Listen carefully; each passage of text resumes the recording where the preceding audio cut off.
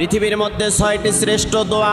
এই দোয়াগুলোর আমল যদি কোনো বান্দা বান্দি করতে পারে তাহলে পৃথিবীতে যতগুলো দোয়া আছে তার ভিতরে এই দোয়াগুলো সর্বশ্রেষ্ঠ দোয়া বলেছেন নবী করিম সাল্লাল্লাহু আলাইহি ওয়াসাল্লাম।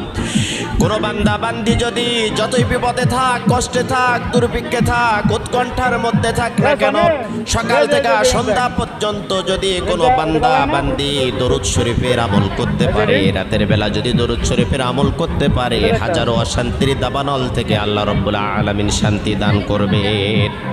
1 নম্বরে দরুদ শরীফের আমল করবেন। 2 নম্বরে ইস্তিগফার।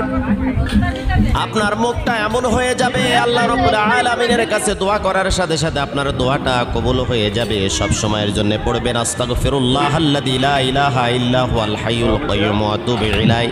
যদি না পারেন তাহলে পড়তে থাকবেন শুধু আস্তাগফিরুল্লাহ। 3 নম্বরে আপনি পড়বেন ইয়া যাল জালালি ওয়াল